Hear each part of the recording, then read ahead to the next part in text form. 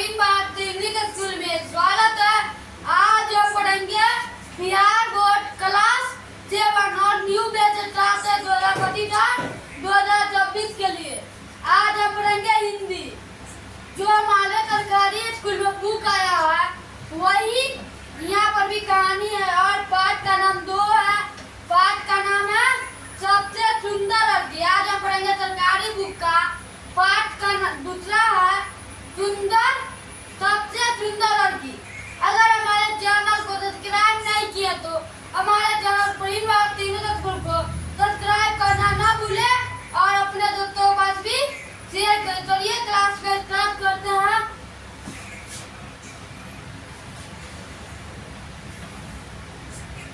यहाँ से कहानी अभी शुरू हुआ है। समुद्र के किनारे एक गांव था। कहीं पर समुद्र था, उसके पास घर रहता है। समुद्र के किनारे एक गांव था, उसमें एक कलाकार रहता था। वह दिन भर समुद्र के लहरों से खेलता रहता, जाल डरता और सिपिया बटोरता। रंग बिरंगी कोटरिया, नाना रूप के सुंदर सुंदर सांप, चित्र विचित्र पत्थर, न जाने क्या क्या समुद्र में जार भरे। समुद्र के किनारे एक गांव था, उसमें एक कलाकार रहता था। वह दिन भर समुद्र की लहरों से खेलता रहता, जाल डालता और सिपिया बटोरता। रंग बिरंगी कोटलिया, नाना रूप के सुंदर सुंदर संग, चित्र विचित्र पत्थर, न जाने क्या क्या समुद्र में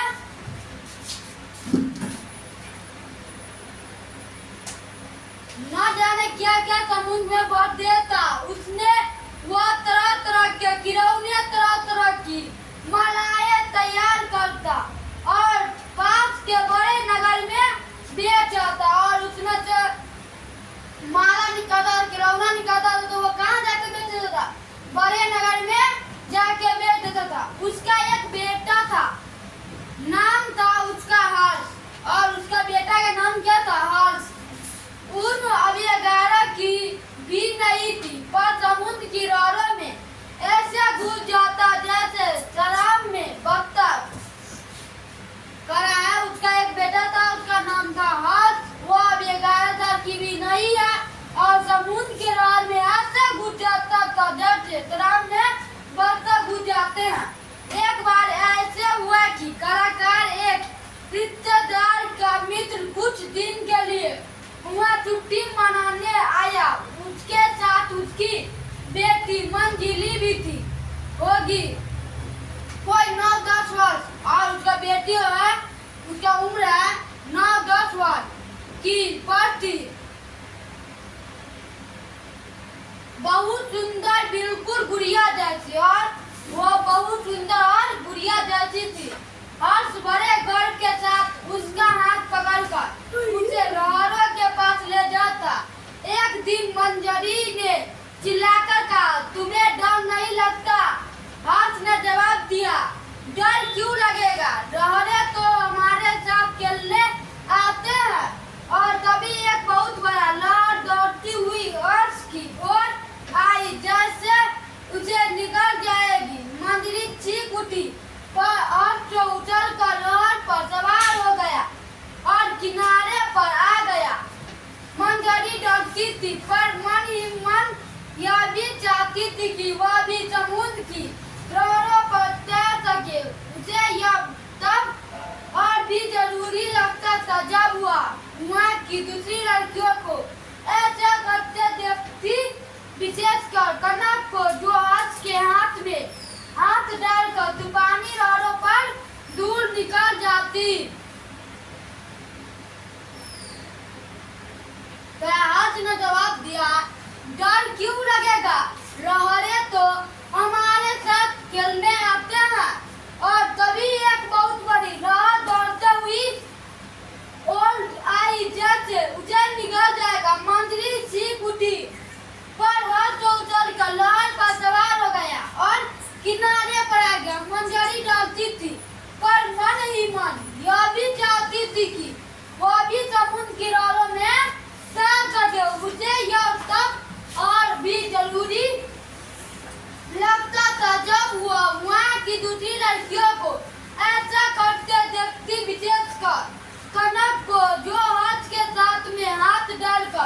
तूफानी लहरों पर दूर निकल जाती।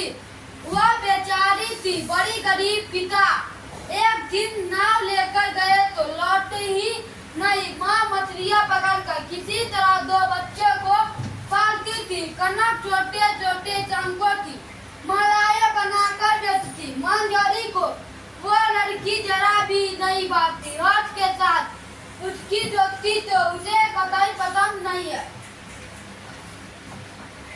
एक दिन हर्ष ने देखा कि कई दिन से उसके पिता एक सुंदर सा खिलौना बनाने में लगे हैं। वो एक पक्षी था जो रंग बिरंगी छिपियों से बना था। वह देर तक देखता रहा, फिर पूछा, बाबा यह किसके लिए बनाया है?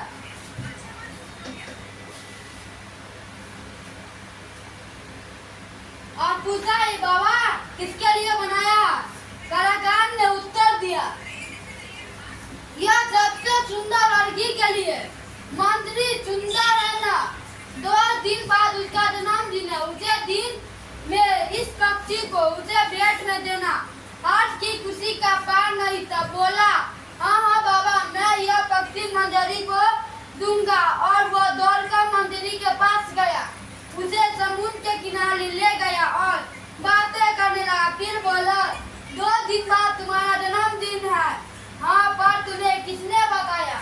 बाबा ने। हाँ, उस दिन तुम क्या करोगी?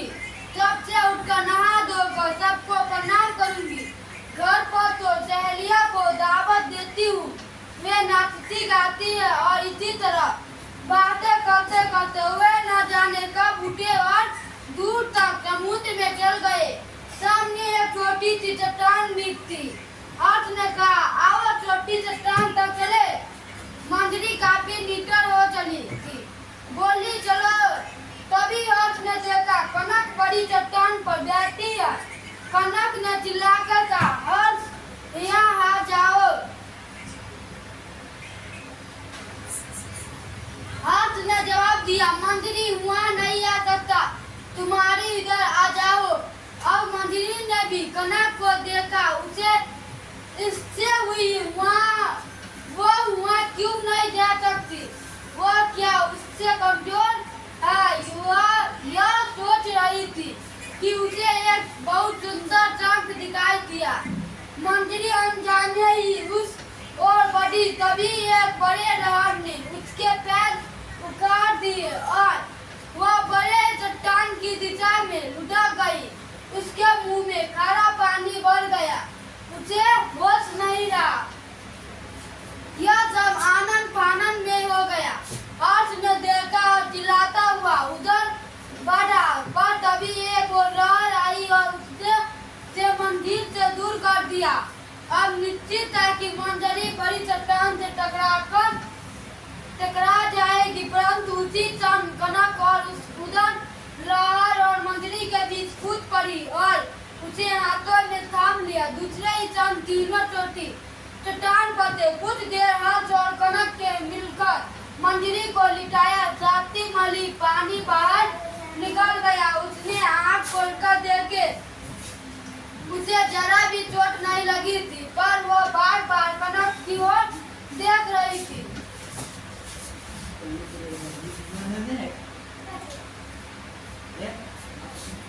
अपने जन्मदिन की पार्टी के अवसर पर वो बिल्कुल ठीक थी और जन्मदिन आया था वह बिल्कुल ठीक थी। उसने सब बच्चों को दावत को बुलाया। सभी उसके लिए कुछ न कुछ लेकर आए थे। सबसे अंत में कलाकार की बारी आई। उसने कहा, मैंने सबसे सुंदर लड़की के लिए सबसे सुंदर खिलौना बनाया। आप जानते हैं वो लड़की कौन है? वो मंजरी है। सबने खुशी से तालियां बजाई। हर्ष अपनी जगह से उठा और बड़े प्यार से वह सुंदर खिलौना उसने मंजरी के हाथों में थमा दिया। मंजरी बार बार उस खिलौना को देखती और खुश होती। तभी क्या हुआ, मंजरी अपनी जगह से उठी। उसके हाथ में वह सुंदर पक्षी था। वो धीरे धीरे हुआ आज जहाँ कनक बैठी थी। उसने बड़े स्वर में उससे कहा, यह पक्षी तुम्हारे है। लड़की तुम ही हो। और एक क्षण तक सभी अचरज से दोनों को देखते रहे। फिर जब समझे तो सभी ने मंजरी को खूब प्रशंसा की। कनक अपनी प्यारी प्यारी आंख से बस मंजरी को देख रही थी और दूर से समुद्र में रहे चिल्ला कर उन्हें बधाई दे रही थी। और इस पाठ का लेखक का नाम है विष्णु प्रभाकर गा रहा है। और अपने जन्म दिवस की वो बिल्कुल ठीक ठाक हो गई और सभी बच्चों को दावत के लिए बुलाया और उसके लिए कुछ न कुछ गिफ्ट लेकर आया। अंत में कलाकार का लड़का का बारी था। मैंने सबसे गिफ्ट लाया तो मैंने सबसे सुंदर के लिए सबसे सुंदर खिलौना बनाया है। आप जानते हो वो लड़की कौन है? वो लड़की मंजरी है। सबने खुशी से तालियां बजाई।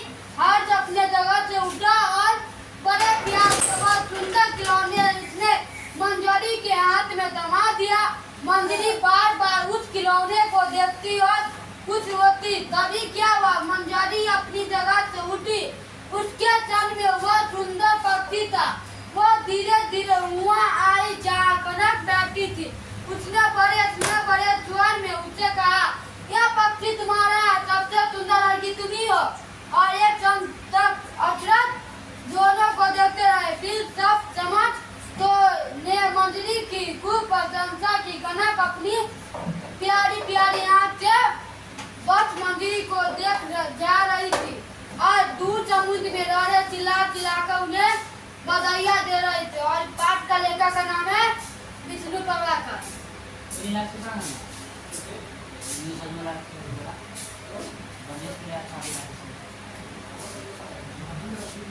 वीडियो अच्छा लगा तो लाइक शेयर जरूर करिएगा। धन्यवाद। तब तक चलिए बाय।